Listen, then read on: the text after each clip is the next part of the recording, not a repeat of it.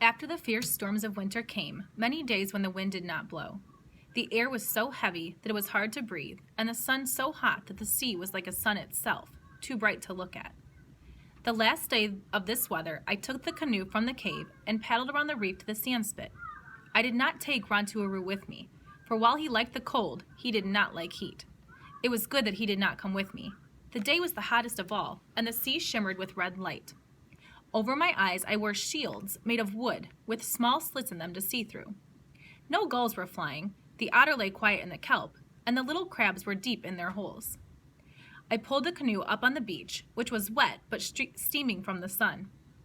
Early every spring I took the canoe to the sand spit and spread fresh pitch in the cracks that needed it. I worked all this morning, stopping from time to time to cool off in the sea. As the sun climbed high, I turned the canoe over and crawled under it and went to sleep in the shade. I had not slept long when I was suddenly awakened by what I thought was thunder, but upon looking out from my shelter, I saw that there were no clouds in the sky. Yet the rumbling sound kept on. It came from a distance, from the south, and as I listened, grew louder. I jumped to my feet. The first thing that caught my gaze was the gleaming stretch of beach on the southern slope of the sand spit. Never in my life on the island had I seen the tide so low. Rocks and small reefs that I did not know were under the sea stood bare in the blinding light. It was like another place. I had gone to sleep and wakened on another island. The air was suddenly tight around me. There was a faint sound as if some giant animal were sucking the air in and in through its teeth. The rumbling came closer out of an empty sky, filling my ears. Then, beyond the gleam of the beach and the bare rocks and reefs, more than a league beyond them, I saw a great white crest moving down upon the island. It seemed to move slowly between the sea and the sky, but it was the sea itself. I tore off the shields I wore over my eyes. In terror, I ran along the sand spit. I ran and stumbled and got up and ran again. The sand shuddered under my feet as the first wave struck. Spray fell around me like rain. It was filled with pieces of kelp and small fish. By following the curve of the sand spit, I could reach the cove and the trail that led to the mesa, but there was no time for this. Water was already rushing around my knees, pulling from every direction. The cliff rose in front of me, and though the rocks were slippery with sea moss, I found a hold for a hand and then a foot. Thus, a step at a time, I dragged myself upward. The crest of the wave passed under me and roared on toward Coral Cove. For a time, there was no sound. Then, the sea began to seek its old place, running backward in long, foaming currents. Before it could do so, another great wave moved out of the south. Perhaps it would be even bigger than the first one. I looked up. The cliff rose straight above me. I could climb no farther. I stood facing the rock, with my feet on a narrow ledge and one hand thrust deep into a crack.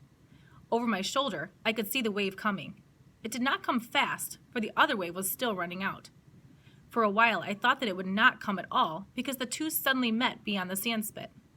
The first wave was trying to reach the sea, and the second one was struggling towards the shore. Like two giants, they crashed against each other. They rose high in the air, bending first one way and then the other. There was a roar, as if great spears were breaking in battle, and in the red light of the sun, the spray that flew around them looked like blood. Slowly, the second wave forced the first one backward, rolled slowly over it, and then, as a victor drags the vanquished, moved in toward the island. The wave struck the cliff. It sent long tongues streaming around me so that I could neither see nor hear.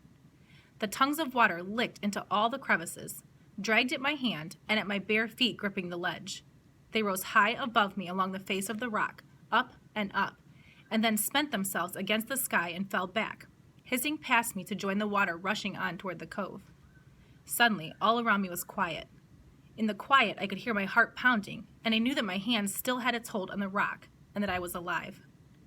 Night came, and though I was afraid to leave the cliff, I knew that I could never stay there until morning, that I would go to sleep and fall. Neither could I find my way home. So I climbed down from the ledge and crouched at the foot of the cliff. Dawn was windless and hot. The sand spit was strewn with hills of kelp. Dead fish and lobsters and pink crabs lay everywhere, and two small whales were stranded against the rock walls of the cove. Far up on the trail that led to the mesa, I found things from the sea. Rontuaru was waiting at the fence. When I crawled under it, he jumped upon me and followed me around, never letting me out of his sight. I was glad to be home on the high headland where the waves had not come. I had been gone only from one sun to the next, yet it was like many suns, like the time I had gone away in the canoe. Most of the day I slept, but I had many dreams, and when I awoke, everything around me was strange. The sea made no sounds on the shore. The gulls were quiet. The earth seemed to be holding its breath, as though it were waiting for something terrible to happen. At dusk, I was coming back from the spring with a basket of water on my shoulder, walking along the cliff with Rantuaru. Everywhere, the ocean was smooth and yellow, and it lay against the island as if it were very tired. The gulls were still quiet, perched on their rocky nests. Slowly, the earth began to move. It moved away from my feet, and for a moment I seemed to be standing in the air. Water tipped out of the basket and trickled over my face. Then the basket fell to the ground. Not knowing what I did, thinking foolishly that another wave was upon me, I began to run. But it was a wave of earth, and it rippled under me along the cliff.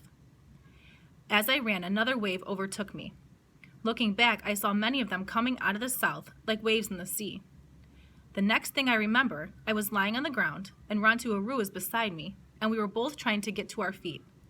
Then we were running again towards the headland, toward a house that kept moving off in the distance. The opening under the fence had caved in, and I had to pull the rocks away before we could crawl through. Night came, but the earth still rose and fell like a giant animal breathing. I could hear rocks tumbling from the cliff, falling down into the sea. All night as we lay there in the house, the earth trembled and rocks fell. Yet not the big one on the headland, which would have fallen if those who make the world shake had really been angry with us. In the morning, the earth was quiet once more, and a fresh wind that smelled of kelp blew out of the northern sea.